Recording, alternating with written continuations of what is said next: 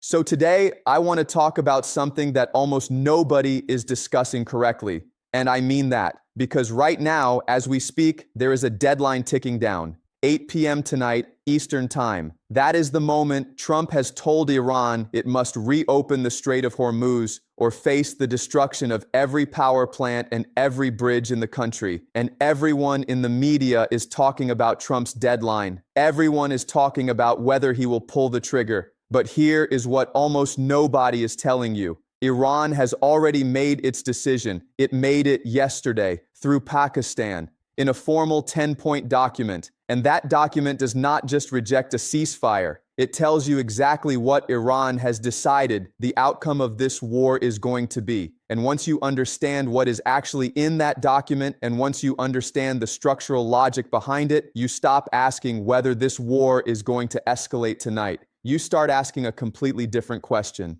Who is actually running out of options here? Because it is not the side everyone assumes it is, okay? Let me slow down and take you through this properly, because this is one of those moments where the surface event, Trump's deadline, is almost a distraction from what is actually happening underneath. And the thing that is actually happening underneath is far more important than whether power plants get hit tonight. Let me give you the framework I use to understand moments like this. I look at three things. I look at what each player says it wants. Then I look at what each player actually wants. And then I look at the structural constraints that determine what each player is actually capable of doing, regardless of what it wants. Because in moments of maximum pressure, what you want is irrelevant. What you can actually sustain is everything. So let us start with Trump and what he says. Trump says he wants the Strait of Hormuz open by 8 p.m. tonight. He says if Iran does not comply, every bridge in Iran will be decimated by midnight.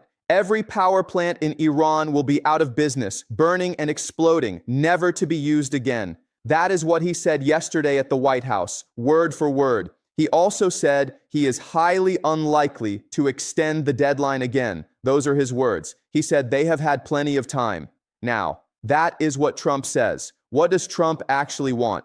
This is where it gets important. Trump wants two things simultaneously, and they are starting to pull in opposite directions. He wants to look like he is winning, and he needs the American economy to stop bleeding from this war. Brent crude is sitting at over $108 a barrel right now.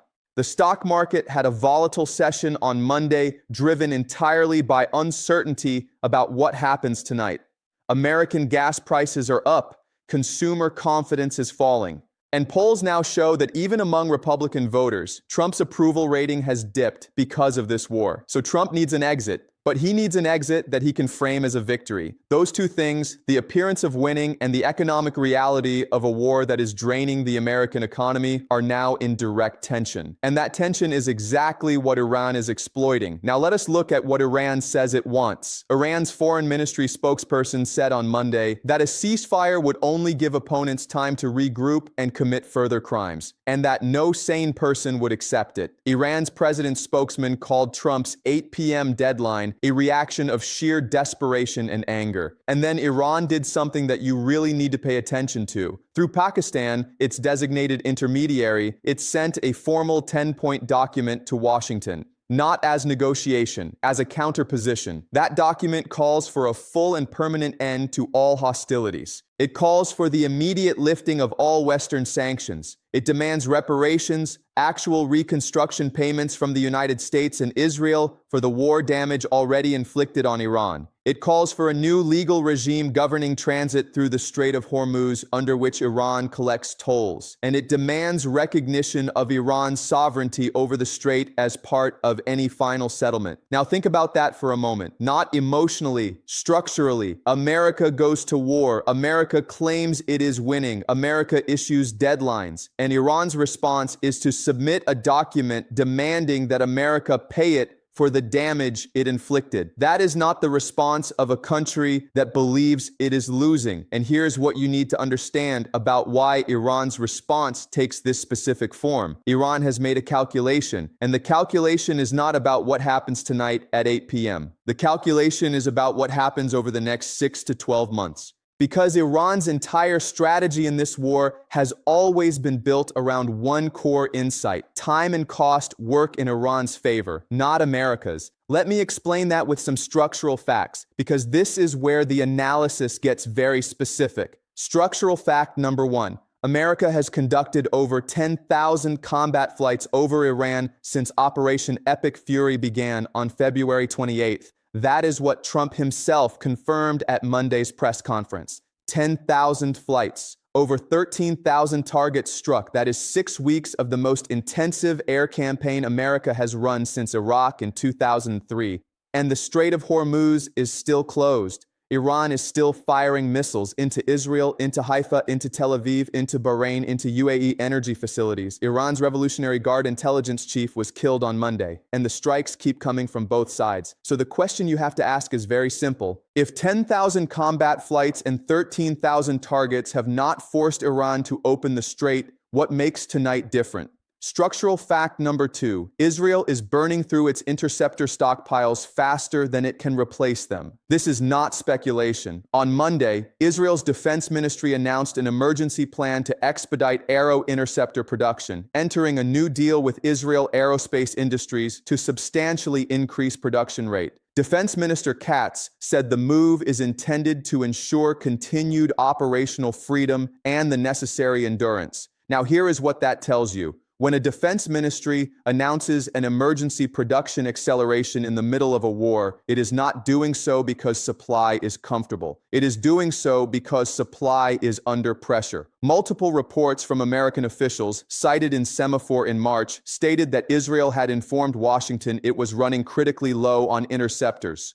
Israeli officials publicly denied that. But then on Monday, they announced emergency production acceleration. Draw your own conclusions about what that denial was worth. Now combine that with what Iran is actually doing with its strike packages. Iranian missiles hit Haifa on Monday. 4 people were killed in a residential building. Iran struck petrochemical facilities in Kuwait, Bahrain, and UAE simultaneously. Brent crude turned around before transiting the strait on Monday, with Qatari LNG ships tracked reversing course near the Hormuz choke point. Iran is not just holding the strait closed, it is escalating every day, and it is doing so while simultaneously submitting a 10-point diplomatic document through Pakistan. That is not desperation, that is leverage management. Structural fact number 3. America is now flying 10,000 sorties, but the strikes are not degrading Iran's retaliatory capability. They are hitting petrochemicals, they are hitting bridges, they are hitting data centers. The U.S.-Israeli strike on Monday hit the data center at Sharif University of Technology in Tehran, damaging Iran's national AI platform and thousands of other services.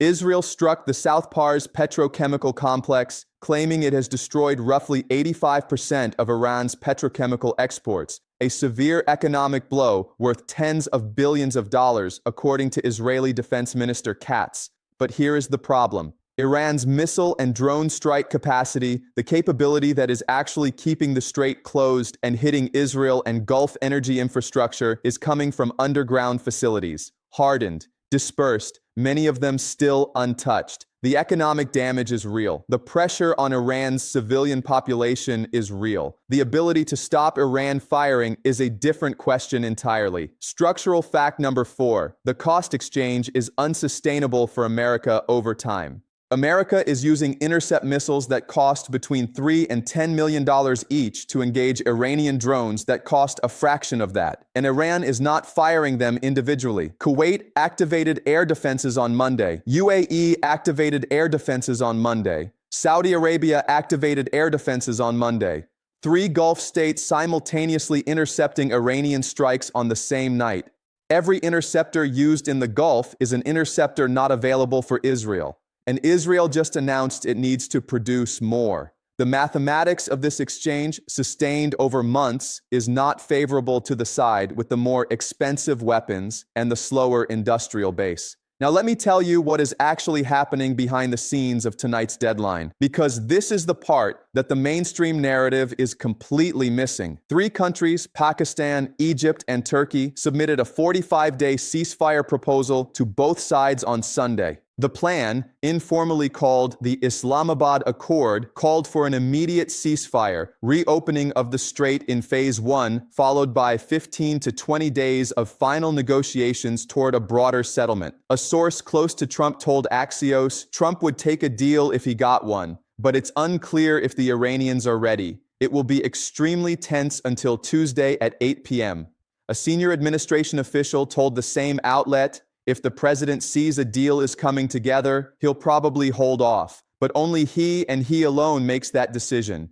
A defense official said they were skeptical there would be any extension this time around. Now watch what Iran did with that proposal. Iran did not engage with it. Iran rejected the temporary ceasefire component entirely and submitted its own 10-point counter document. And here is the strategic logic behind that rejection, stated directly by Iran's own foreign ministry. A ceasefire, Iran said, would only give opponents time to regroup and commit further crimes. Read that again. Iran is not rejecting a ceasefire because it wants to fight. Iran is rejecting a ceasefire because Iran believes a pause benefits America more than it benefits Iran. And structurally, they are right. A 45-day ceasefire with the strait reopened gives America oil flow, reduces economic pressure, lets Trump claim partial victory, and allows Washington to rebuild interceptor stockpiles and diplomatic coalitions for a second phase. Iran gets nothing locked in, just a pause. And the last time Iran paused and trusted an American diplomatic framework, the JCPOA, America walked away from it. Iran has made its calculation based on experience. So now we reach the critical question, what actually happens tonight?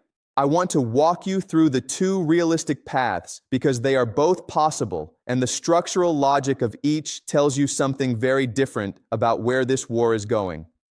Path 1. Trump carries out the strikes on power plants and bridges. This is the path Trump has committed to publicly. He said Monday he is highly unlikely to extend the deadline again. A White House official confirmed Operation Epic Fury continues. Legal experts are already on record saying strikes on civilian power plants constitute collective punishment, which is prohibited under international law. Asked if he was worried about war crimes, Trump said no. So the legal constraint is clearly not the limiting factor. The political constraint might be, but let us say the strikes happen. What does Iran do? Iran's parliament speaker Mohammad Bakr Kalibaf already stated publicly that if Iran's power plants are hit, Iran will respond by targeting Gulf and American-linked energy infrastructure. Iran's Central Military Command said Monday that if attacks on civilian targets are repeated, the next stages of their offensive and retaliatory operations will be much more devastating and widespread. Iran's foreign minister told his French counterpart that attacks on infrastructure will have consequences that stretch beyond Iran and the region. These are not rhetorical statements. They are sequenced warnings communicating that Iran has prepared specific retaliatory packages for this specific escalation. Mediators themselves told Axios that they are highly concerned the Iranian retaliation for strikes on energy infrastructure would be destructive for Gulf countries' oil and water facilities, not American facilities, Gulf facilities. That means Saudi Arabia. That means UAE. That means the petrodollar sustaining architecture of the Gulf that America has spent 50 years protecting. Iran's response to power plant strikes will not be directed at America directly. It will be directed at the infrastructure of the countries hosting American forces and the countries that anchor the global oil pricing system. And if that retaliation hits hard enough, oil goes from $108 a barrel to somewhere considerably higher. And the global economic pain that is already building from this 6-week war accelerates into something that no amount of political messaging can contain. Path 2, Trump does not strike. He pushes the deadline again, citing progress in negotiations. And this is actually the path that the structural logic points toward, even if Trump's public statements point the other way. Here is why. Trump has already extended this deadline multiple times. He set a deadline in March, extended it, set another deadline, extended it. Every time he has extended, he has cited negotiating progress as the reason. Yesterday at the White House press conference, he called Iran's 10-point response a significant step, even as he said it was not good enough. That is not the language of a man who has decided to destroy power plants in 14 hours. That is the language of a man looking for a justification to wait. And multiple senior officials, speaking to multiple outlets, have confirmed that if Trump sees a deal coming together, he will hold off. The question is whether Iran gives him anything he can point to. And here is the deepest structural reality of this entire situation. Iran does not need to give Trump a deal tonight. Iran needs Trump to not escalate tonight. Those are different things. If Trump strikes and Iran retaliates against Gulf infrastructure and oil goes to 150, the American economic pressure that is already building becomes acute. And at that point, the political will inside Washington to continue Operation Epic Fury collapses faster than any military setback could collapse it. Iran's strategy has never been to win a battle. Iran's strategy has been to make the cost of continuing this war higher than the cost of ending it for America. And the 10-point document Iran submitted through Pakistan yesterday is the clearest statement yet of what Iran believes the final cost-benefit calculation looks like. Not a temporary ceasefire that resets the board, a permanent settlement that locks in Iran's gains, lifted sanctions, reparations, a new legal regime over the Strait of Hormuz. Those are not the demands of a country that is about to surrender at 8 p.m. tonight. Now let me address the 3 questions I know are forming in your mind right now, because they are the same questions that everyone watching this situation is asking. First question, is Trump bluffing? The honest answer is that nobody outside a very small circle in Washington knows. What we do know from the structural analysis is that Trump has the military capability to execute these strikes. American air power is dominant. The targets, power plants, and bridges are not hardened military facilities. They can be hit. The question is not capability. The question is whether Trump judges that the cost of the retaliation, the economic disruption from Iranian counterstrikes on Gulf infrastructure, is acceptable. And that calculation changes by the hour depending on what Iran communicates through Pakistan. Second question, does Iran have any incentive to blink? The structural answer is no, not tonight. Iran's entire strategy is built around outlasting American political will. Every day of negotiation is a day the economic pressure on America builds. Every extended deadline is a demonstration that American ultimatums have a pattern. Every delay is leverage. Iran's foreign ministry spokesperson said explicitly that the demands in the 10-point document should not be interpreted as a sign of compromise, but as a reflection of Iran's confidence in defending its positions. That is not a country about to open the strait at 8 p.m. to avoid power plant strikes. Third question, what does the rest of the world do? This is the dimension most people are ignoring. Pakistan is mediating. Egypt is mediating. Turkey is mediating. Oman has held direct talks with Iran about the strait. China is watching very closely because China gets its oil through the Strait of Hormuz. Europe is watching because European energy prices are tied directly to what happens to Qatari LNG that cannot currently transit the strait. The European Council president has explicitly called for de-escalation. The Red Cross has said publicly that threats against civilian infrastructure must not become the new norm in warfare. And none of these actors, none of them want Trump to hit the power plants tonight, because every one of them calculates that the Iranian retaliation will cost them something. This creates a different kind of pressure on Washington. Not military pressure, political pressure from every direction simultaneously, asking for more time. Now let me tell you what I think is actually going to happen, not as prophecy, as structural logic. Iran has already decided what the exit from this war looks like. The 10-point document is not an opening position in a negotiation. It is a statement of terms. Iran's demand for sovereignty over the Strait of Hormuz transit regime is the most important signal in that document. The strait will open, Iran is saying, not because America forced it to. The strait will open under a new legal framework that Iran governs. That is the outcome Iran has decided it is fighting for, and that outcome is entirely consistent with the structural logic of this war. Iran controls the strait because it is willing to absorb airstrikes to hold it. America needs it open because the alternative is economic pain that destroys American political will faster than Iranian military capability destroys American military power. So here's where this is heading. Not tonight necessarily, but structurally over the next weeks and months. America will find an off-ramp. It will not look like Trump surrendering. It will look like Trump declaring that America has achieved its core objectives, degraded Iran's military-industrial infrastructure, eliminated key IRGC commanders, and that a new framework for regional stability is being established. The Strait of Hormuz will reopen,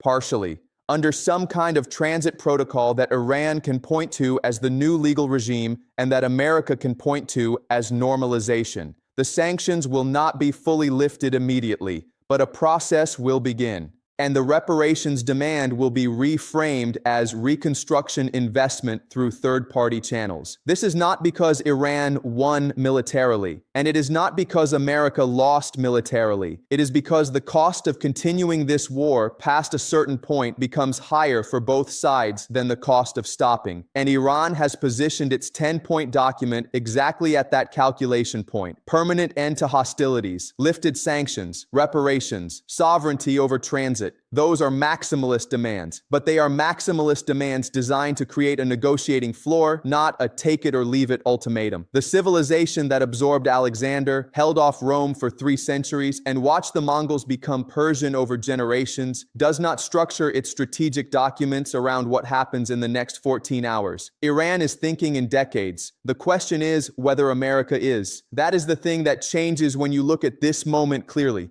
The deadline is not the story. The deadline is theater. What happened yesterday? Iran's formal 10-point response delivered through Pakistan to Washington, reviewed at the highest levels of the Iranian system after days of deliberation. That is the story. Because that document tells you that Iran has already decided this war ends on its terms, not on Trump's timeline. And the structural logic of oil prices, interceptor stockpiles, political will, and cost exchange all point in the same direction. Not tonight. But it is pointing somewhere, and the direction is not what Washington's public statements are telling you.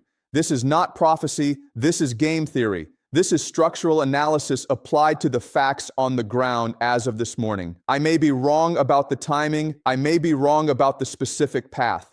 But the structure of the situation, what each player actually wants, what each player can actually sustain, and what the cost exchange looks like over time, that structure is not speculation. That structure is the most honest reading of what is actually happening in the world right now, while most people are watching a clock.